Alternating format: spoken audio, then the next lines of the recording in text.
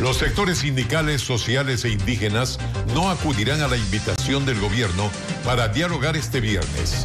Piden programar una nueva fecha. Las universidades públicas piden al Ejecutivo que no les quite presupuesto este año. Piden una reunión para dialogar sobre aumento de recursos. Informaremos sobre el espacio del Cerro Montecristi que será usado para instalar un radar en comparación con otros grandes proyectos que se construyeron en la zona. Alivio temporal en los hospitales. Por primera vez en lo que va del año, varias áreas ya no tienen pacientes COVID-19 y no hay lista de espera para cuidados intensivos. Se instala la audiencia preparatoria de juicio por el asesinato de Efraín Ruales. Hay 7 procesados por el homicidio. Las noticias en Televistazo con Alfonso Espinosa de los Monteros.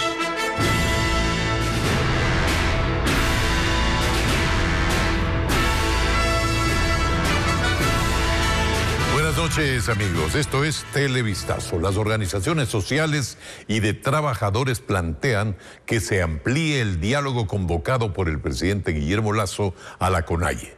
Para eso están dispuestas a planificar otra fecha para la reunión, ya que no se realizará la cita que estaba convocada para mañana en Carondelet. Francisco Garcés con las últimas novedades del tema. En la agenda presidencial se mantiene la reunión de la mañana de este viernes con la CONAIE para instaurar el diálogo, cita que quedaría en suspenso.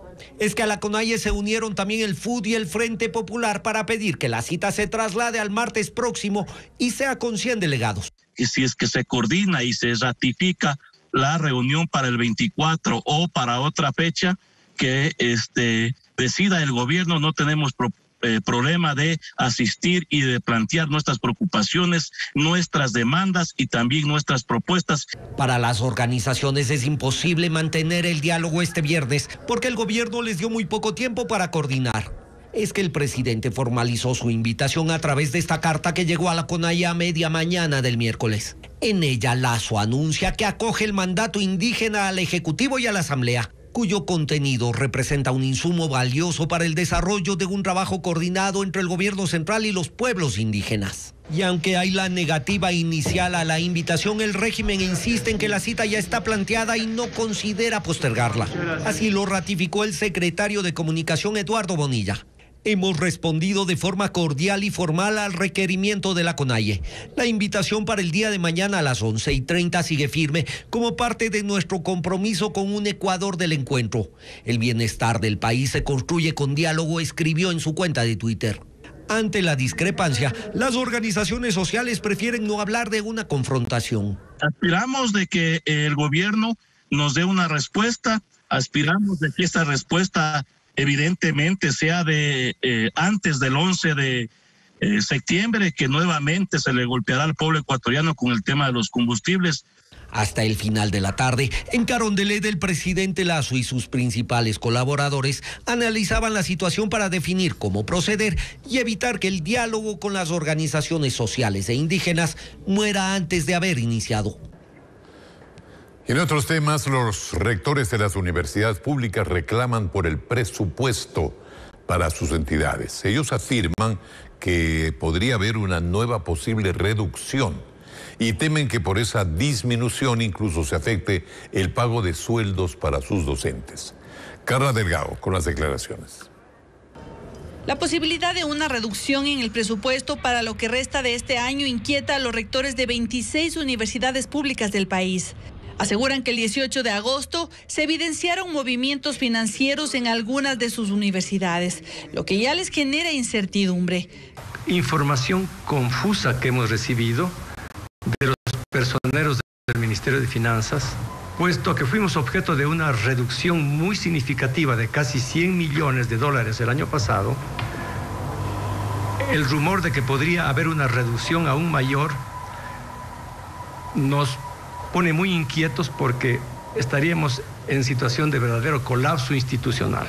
Dice que contrario a una nueva reducción de rubros, desde la academia se esperaba una restitución parcial del presupuesto que se disminuyó el año pasado durante la pandemia. Lo más grave, señala, es que esto incidiría directamente en la sostenibilidad de los centros universitarios. Nuestra expectativa es que pueda aliviarse un poco el recorte, porque tal como están las situaciones, no podríamos sostener ni las remuneraciones del personal docente. Peor, atender la nueva oferta de matrícula. La rectora de la Universidad de Cuenca señaló que las universidades públicas ofertan al menos unos 70,000 cupos en el sistema de educación superior. Nosotros podemos y debemos y estamos dispuestas a seguir aportando al desarrollo de nuestro país, pero esta ampliación de cupos tiene que ir acompañada de aumento presupuestario también. Caso contrario, resulta una utopía. Afirman estar abiertos al diálogo con el gobierno, tomando en cuenta que aún durante la emergencia sanitaria las universidades no frenaron sus actividades. Enviamos una solicitud de entrevista al Ministerio de Finanzas para que se pronuncie sobre el tema. Estamos esperando una respuesta.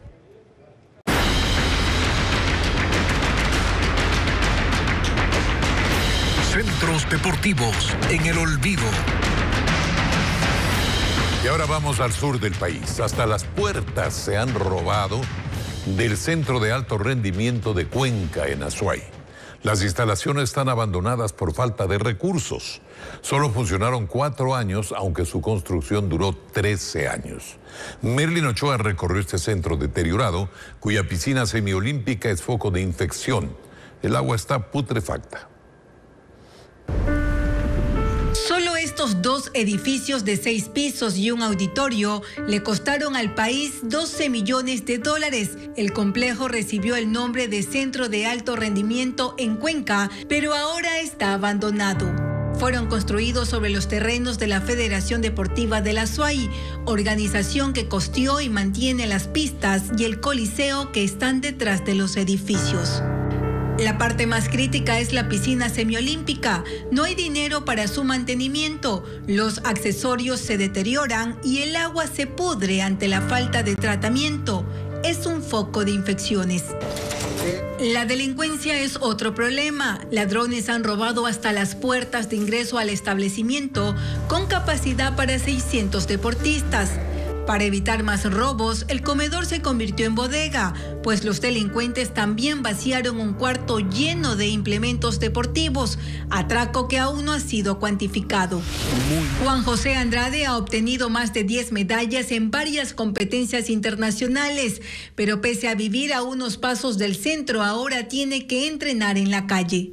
Nos toca buscarnos donde haya facilidades. ¿Como por ejemplo? Como por ejemplo buscarnos una piscina, un gimnasio, fisioterapia, chequeos médicos, que nos toca autofinanciarnos. Por ello los azuayos se sienten burlados, pues el centro empezó a funcionar en el 2015, pero solo estuvo habilitado 4 años, pese a que su construcción tomó 13. Perjudicable al deporte azuayo. El presidente de la Federación Deportiva de Azuay dice que el cierre de este centro hace 2 años mutiló las aspiraciones de los deportistas, pues en el 2016 fueron a los Juegos Olímpicos 13 azuayos y este año solo 9. Eso afecta totalmente, porque ahora en el Panamericano que vamos a tener en la ciudad de Cuenca en 2 meses, tenemos que ver otras alternativas, tenemos que ver hoteles, tenemos que acondicionarnos, cuando realmente nosotros tenemos a un paso el centro de alto rendimiento que se inmiscuye todas las bondades que tiene. Las instalaciones están a cargo de la empresa pública Centros de Entrenamiento para el Alto Rendimiento, que sigue en liquidación, es decir, que la infraestructura aún no pasa a manos del Ministerio de Deporte. Escenarios deportivos sin utilizar es una afección para los niños y jóvenes que en vez de estar en esas pistas, en vez de estar en esas canchas, tienen que entrenar en la calle o tienen que entrenar en una cancha de tierra. Este es el único centro del mundo a 2.500 metros sobre el nivel del mar, una característica apetecida por selecciones olímpicas internacionales, pues la altura mejora el estado físico de los deportistas. Hasta animales muertos encontramos en este complejo que era de referencia regional por su tecnología y laboratorios. Pese al evidente prejuicio al deporte, nadie es investigado, peor aún sancionado. Mañana, en la última entrega de nuestra serie con estos informes especiales, mostraremos cómo los deportistas se ven obligados a entrenar, pero sin implementos deportivos, sin los escenarios adecuados, mientras estos centros deportivos se deterioran, como hemos visto a lo largo de esta semana. Desde el miércoles, el vicepresidente de la República recorre las casas de salud de los cantones de la provincia de El Oro. Los hospitales están en emergencia porque muchos de ellos se caen a pedazos. No tienen servicios básicos y sus instalaciones están rodeadas de insalubridad. Diego Cuenca acompañó al segundo mandatario, que dispuso la intervención del Hospital Teófilo Dávila de Machala. Entre la maleza y rodeados de aguas putrefactas, sobrevive el Hospital Santa Teresita del Cantón Santa Rosa, en la provincia de El Oro. El vicepresidente Alfredo Borrero constató el deterioro de su infraestructura, en donde sus médicos atienden a los enfermos. No sirve nada, mantenemos con lo poco que tenemos en presupuesto, lo mantenemos. El área de farmacia funciona en este inmueble a medio construir, y adentro sus perchas están casi vacías. Por eso, familia. Esto compré, sí, esto tuve que comprar. Aquí le han dicho que no. Dinero, si no tenemos dinero, posiblemente no podemos comprar. Y es para paciente COVID. Para paciente COVID. Incluso las ambulancias no funcionan. Así lo denunció el alcalde de Santa Rosa. Cuando están las autoridades nacionales aparecen las ambulancias o funcionan las ambulancias. Cuando no, hay carencia de ambulancias. El vicepresidente señaló que ese problema se repite en casi todos los 50 hospitales que ha recorrido. 50% del parque automotor no funciona en el tema ambulancia. El Hospital San Vicente de Paúl, ubicado en el Cantón Pasaje, también tiene una ambulancia botada por más de 4 años, sin poder funcionar. Y la que está operativa es vieja y a veces se daña. Mientras que adentro, el centro se cae a pedazos. Los médicos trabajan con el sistema de ventilación dañado. El tumbado está destruido sin que nadie lo repare. Y hay una pared improvisada con madera para dividir las áreas de atención a los pacientes. El hospital se está cayendo cada vez, es una decadencia terrible. No hay insumos médicos. La cocina tiene marcas de insalubridad, empezando por el tratamiento a los desechos. Y aquí se sigue preparando los alimentos para los pacientes. Además, no cuentan con servicios básicos y $1,5 millones costaría rehabilitarlo. Me llama la atención que este hospital no tenga servicios de agua potable. Por lo tanto, el tema del agua tiene que ser resuelto inmediatamente. La crisis se agrava en el Hospital Teófilo Dávila de Machala, que desde ese miércoles fue intervenido y empezarán cambiando sus autoridades. Existen personas que se han enquistado en este hospital y que lo manejan a su antojo. Hospitales no son botín político de nadie. A pesar de ser un hospital de tercer nivel, sus áreas están lesionadas, camillas arrimadas sin ser instaladas, medicamentos en los pasillos sin ventilación. Serían las consecuencias de la corrupción que ataca al sistema de salud pública del país. Y es la primera vez en lo que va de este año que no se registran listas de espera en la mayoría de hospitales que atienden la pandemia en Quito. En ciudades como Ambato, Cuenca y Guayaquil también hay disminución de casos de COVID. Se atribuye a los efectos de la vacunación en el país. Carla Delgado visitó una de estas áreas y nos tiene información detallada. Es el tercer día que el Hospital Carlos Andrade Marín de Quito no registra lista de espera en las unidades de cuidados intensivos. Este jueves incluso se hacía la desinfección en uno de los espacios en donde antes atendían a pacientes con COVID-19. En el área de cuidados intermedios de este hospital, desde donde tantas veces habíamos reportado saturación, esta mañana lucía así. Lo mismo ocurre en otros hospitales de Quito. Las autoridades creen que esta disminución se debe al comportamiento normal de la enfermedad, pero dicen que la vacunación también ha contribuido. Por efecto de la inmunización, sus casos son leves que no ameritan hospitalización y sobre todo no ameritan la unidad de cuidados intensivos. Aunque es una muy buena noticia, hay que tomarlo con un optimismo cauteloso.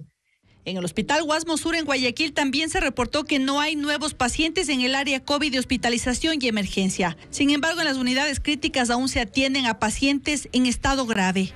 En el Hospital Docente de Ambato, luego de más de 1 año y medio de pandemia, también se ha notado un descenso de la demanda en el área de hospitalización. Al momento estamos con 7 camas en cuidados intensivos. Estamos con 4 camas para pacientes COVID. Y posteriormente las camas que anteriormente se utilizaban en cuidados intensivos para pacientes COVID han sido trasladadas ya para otros tipos de accidentes. Lo mismo ocurre en Cuenca, en donde según las autoridades sanitarias la curva de contagio se ha aplanado. Aquí las unidades críticas tienen un 80% de ocupación, contrario a lo que ocurría el mes pasado. El viceministro de Salud, Miguel Moreira, asegura que esta disminución les permitirá atender otras patologías desde la próxima semana. Vamos a empezar por los hospitales de tercer nivel para que vuelvan a tener las carteras de servicios que tenían antes de la pandemia. Esto ocurre cuando el país hasta este miércoles reportaba más de 496,000 casos de COVID-19.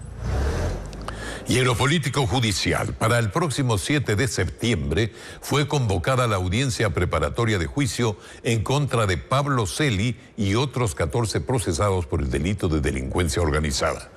Se trata del denominado caso Las Torres, por el supuesto pago de sobornos para agilitar un pago a la empresa No Limit, contratista de Petroecuador. En este caso también son investigados un exgerente de Petroecuador, un exministro de Finanzas y empresarios. Y hablamos ahora del radar, el radar de alerta temprana y vigilancia que se instalará en el Cerro Montecristi en Manabí, en un área de 2,25 hectáreas. Según la Fuerza Aérea, el impacto ambiental será menor al que generó la construcción de Ciudad Alfaro, sede de la Constituyente de Montecristi, o la inexistente refinería del Pacífico. Paul Romero con este tema. El daño al bosque protector del Cerro Montecristi es la causa de las protestas en contra de la Fuerza Aérea, que prevé instalar un radar en la cima de la montaña. Veamos cuál sería el impacto ambiental que generaría la colocación de estos equipos de alerta temprana como estrategia para la lucha contra el narcotráfico. Según la FAE, el área que se ocupará es de 2,25 hectáreas, menor a otros espacios que el correísmo, crítico de la nueva instalación, ocupó para sus proyectos. Por ejemplo, en 2008, 5,4 hectáreas para la construcción de Ciudad Alfaro, al pie del cerro, sede de la Asamblea Constituyente. Aún más visible, cerca del bosque protector Pacoche, las 521 hectáreas de terreno aplanado en el Aromo, para la fallida construcción de la refinería del Pacífico, en donde el 2019 aterrizó y despegó una narcoavioneta. Fernando Cedeño es asambleísta de Manabí por el correísmo. Lo que estamos reclamando es la afectación hacia el derecho que tiene la naturaleza de preservar su hábitat, de pretender no solamente colocar las antenas, sino construir una vía que afecta gravemente a este ecosistema muy frágil de esta zona. Julio Villacreces, de la Comisión Anticorrupción de Manabí, cuestionó esta posición. Pero se olvida que ellos hicieron con impacto ambiental la refinería del Pacífico, hoy pista del narcotráfico. Se olvidan también que construyeron ese elefante blanco Ciudad Alfaro. Se olvidan también que le dieron concesiones a la empresa privada para construir ahí canteras. El gobierno declaró al Cerro de Montecristi área reservada militar de defensa. En consecuencia, el radar será instalado en el menor tiempo posible. Ese es el objetivo, porque la amenaza es bastante crítica en este momento. El oficial aseguró que la Fuerza Aérea cuenta con los permisos ambientales para ejecutar el proyecto. El gobierno anunció que en los próximos días tendrán listos los estudios técnicos para comenzar con la intervención vial en Morona, Santiago, en la zona afectada por el proceso eruptivo del volcán Sangay. El ministro de Transporte indicó que será el Cuerpo de Ingenieros del Ejército el encargado de los trabajos que buscan dinamizar las actividades en este sector de la Amazonía. Todo estaba listo para que llegue el presidente de la República, pero el clima se puso feo. El mandatario tenía previsto visitar la troncal amazónica en las zonas afectadas por el desbordamiento del río Upano. Aquí lo que pasa es que el material volcánico que expulsa el Sangay se acumula, forma diques y afecta la infraestructura vial de la provincia. Todo esto le querían mostrar en persona al presidente y contarle que están preocupados, que necesitan soluciones. Lo que estamos viviendo acá es un tema de quitarnos el sueño todos los días. Es un tema de mucha angustia que pasa de la preocupación. Es una afectación económica a diario que vivimos. Quien sí llegó fue el ministro de Transporte, Marcelo Cabrera, para contar que esto es un asunto que se empieza a resolver este mismo año. Yo traigo sobre todo la decisión del presidente, he conversado con él, para que esta obra se la ejecute cuanto antes, en función de los estudios técnicos que están por culminar. Y que los estudios estarán terminados en 45 días. Dijo que se están haciendo esfuerzos para ubicar los recursos necesarios que permitan construir los 2 puentes que se requieren en el sector, donde el río rompió el acceso al viaducto que une Hamacas con poblaciones del norte de la Amazonía. Vamos a tratar de contratar de manera directa con una empresa nacional pública, de tal forma que podamos ejecutar las obras, iniciar la ejecución de las obras en este mismo año. En esta visita el secretario de Estado indicó que también se va a atender otros lugares críticos en importantes vías de la troncal amazónica, desatendidos desde hace tiempo. En el primer semestre de este año, la demanda de derivados de combustibles se redujo en 10%, la disminución más significativa de los últimos años. Juan Carlos Aisprúa nos informa que tras el alza de precios, más consumidores continúan migrando de la gasolina super a la gasolina extra y a la Ecopaís. Desde el 12 de agosto ya se aplican nuevos precios a los derivados de combustibles, costos más altos que el mes pasado, razón por la que propietarios de distintos tipos de vehículos toman medidas para evitar el pago de un mayor valor. Estamos pensando en ya no sacar ni el carro, mejor salir en bus, que sale más económico. Bueno, antes se ponía máximo $10. Ahora 14, ya casi 15, toca rodar durísimo. La Cámara de Distribuidores de Derivados de Petróleo registra una disminución en el consumo de los combustibles a escala nacional. En 2019, por ejemplo, la reducción en la demanda de gasolinas fue del 3%, pero en el primer semestre de este año, esa disminución ha llegado al 10%. Bueno, los consumidores están consumiendo menos gasolinas, menos diésel. Eso significa que están haciendo menos viajes. Se comparten los autos, ya hay más, se utiliza menos transporte para lugares cercanos. La disminución más significativa es en el consumo de la gasolina super, cuyo galón actualmente tiene un precio sugerido de $3.18. En 2018 representaba casi el 8% de la demanda de combustible en Ecuador. En 2019 bajó al 5.1% y de enero a junio de este año el consumo de super se redujo a 4.5%. Muchos de los consumidores que se mantuvieron consumiendo la gasolina super están migrando nuevamente del consumo de la super al consumo de la gasolina extra y de la Ecopaís, que son combustibles que están subsidiados todavía. El derivado que más aumentó de precio es el diésel, cuyo galón cuesta $1.60, lo que significa un alza del 60% en el último año. Cada 15 días la empresa pública Metro de Quito debe presentar un informe de los avances de esta obra.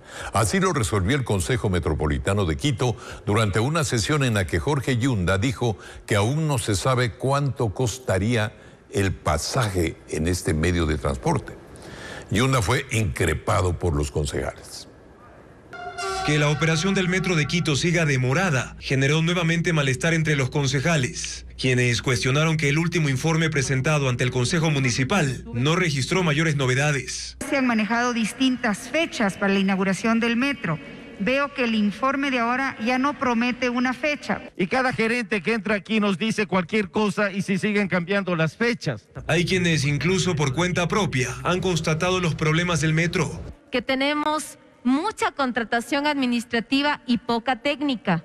razón por la que la concejal Andrea Hidalgo mocionó que se apruebe una resolución para establecer la presentación quincenal ante el Consejo de un informe actualizado sobre el estado del Metro de Quito. Creo que este espacio debería ser para mostrarnos ya un resultado distinto, un análisis distinto de lo que nos ha informado anteriormente la gerencia del Metro. El pedido tuvo 19 votos a favor. Y pese a que Jorge Yunda votó en ese sentido, justificó la demora. No se ha parado un solo día en los trabajos del metro. Y que claro, los avances en una obra de más de 2.000 millones de dólares no es que cambia de una semana a otra. Y reveló que ni siquiera se conoce cuántos pasajeros trasladaría el metro una vez que comience a operar. La tarifa, desde luego, es incierta. No sabemos cuánto se va a recaudar, porque no sabemos ni no tenemos la certeza de cuántos pasajeros van a abordar cada vagón, cada día en los 365. Y es que mientras continúa esta disputa en el municipio, los alrededores de algunas paradas lucen en completo descuido y abandono. Diariamente, principalmente en horas pico, el transporte urbano en Quito va lleno de pasajeros. Ellos podrían bajarse aquí, por ejemplo, en el Parque de la Alameda, para tomar el metro. Sin embargo, el tiempo continúa pasando y todavía no cuentan con una alternativa para evitar aglomeraciones en los buses. Tras el malestar expresado por los concejales, Yunda anunció que asumirá la presidencia de las comisiones relacionadas al Metro de Quito, dejando fuera a Santiago Guarderas. En Guayaquil inició la audiencia preparatoria de juicio por el asesinato de Efraín Ruales. El proceso es en contra de 7 personas y una de ellas está prófuga. Melin Ochoa acudió a la audiencia y menciona que se habrían indicado los nombres de los autores intelectuales. Sin embargo, ellos aún no están procesados. A la audiencia preparatoria de juicio asistieron los abogados de los 7 investigados por el asesinato de Efraín Ruales, registrado el pasado 27 de enero. El juez menciona que en este asesinato, según las investigaciones de la Fiscalía, habría participado una 8ª persona, que es un menor de edad. Y él tiene su juez competente, una unidad especial de violencia de menores, que es el que conoce el caso de él. Él intervino, sí. Dentro de los 7 investigados hay una mujer señalada como coautora, pues según las indagaciones habría participado, junto con su pareja, en la quema del vehículo que fue utilizado para asesinar al comunicador de 36 años de edad. Su abogado se refiere al tema. Ella no conocía del desvalor de la conducta de quien era su conviviente. Hasta ahora no está procesado el autor intelectual y quien habría pagado para asesinar a Efraín Ruales. Sin embargo, durante la audiencia, algunos de los investigados dieron varios nombres. ¿Cuál sería la instancia para poderlos procesar? La instancia es fiscal. La Fiscalía tiene la facultad y el juez puede disponerlo que se inicie esa investigación por cuerda separada. La audiencia fue suspendida la tarde de este jueves y se retomará el viernes 27 de agosto. La pena por asesinato es de hasta 26 años y se conoce que por el crimen de Ruales se habría pagado $20,000. Esta mañana el ex candidato presidencial Yacu Pérez presentó al Consejo Nacional Electoral la documentación para inscribir a su nueva agrupación política. Se trata del movimiento Somos Agua, que solicitó los formularios para la recolección de al menos 150,000 firmas válidas que le permitan tener vida jurídica electoral en el país. Indica que su agrupación se basará en la ecología, el feminismo, las luchas obreras y las juventudes.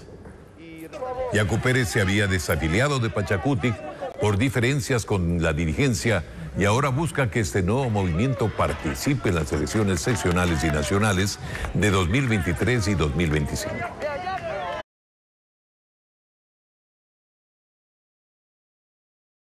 Armamento.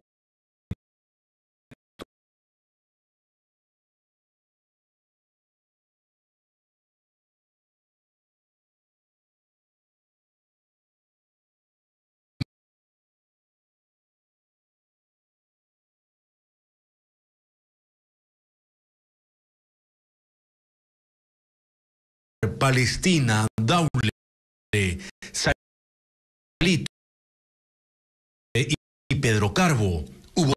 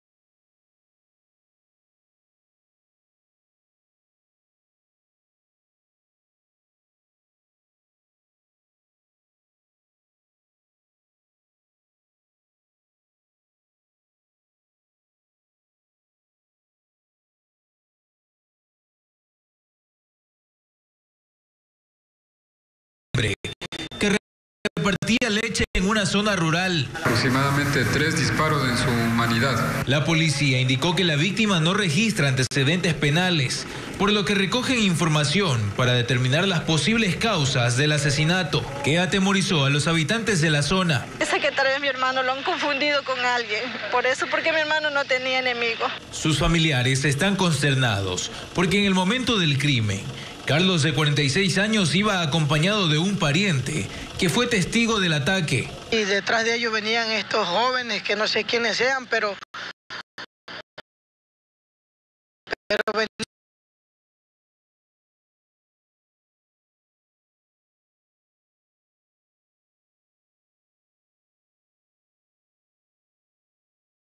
vaya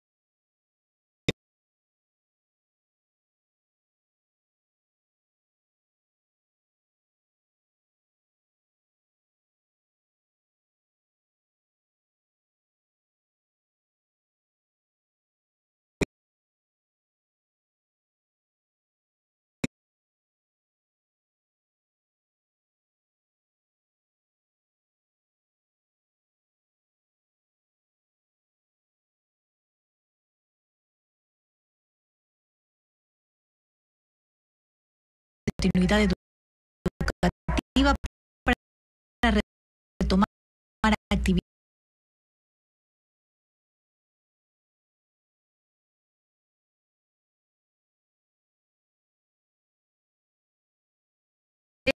Ese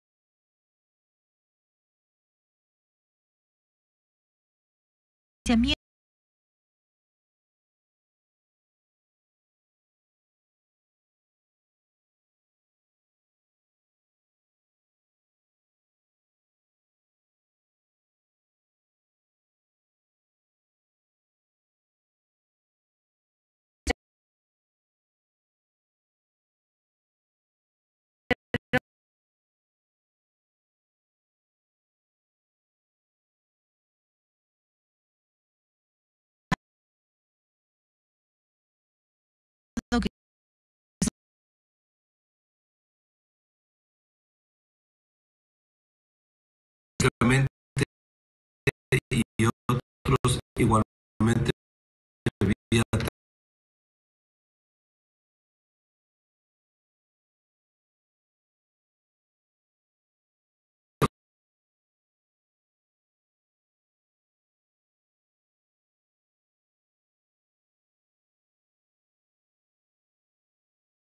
virtuales como se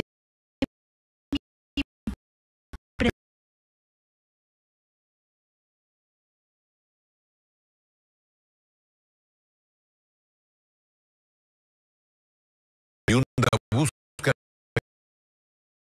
que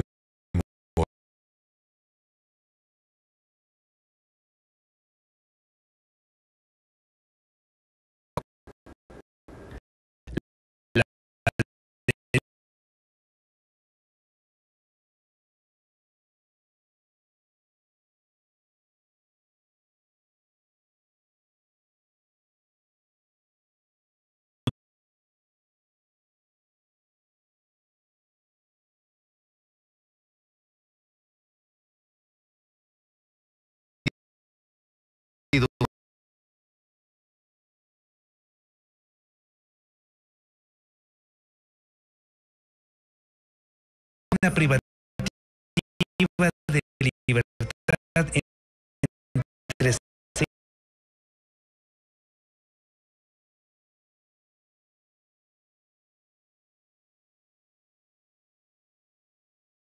de su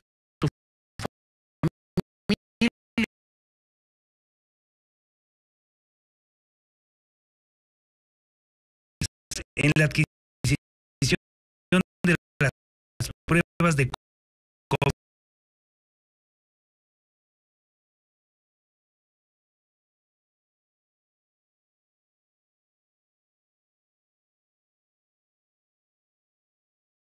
La fiscalía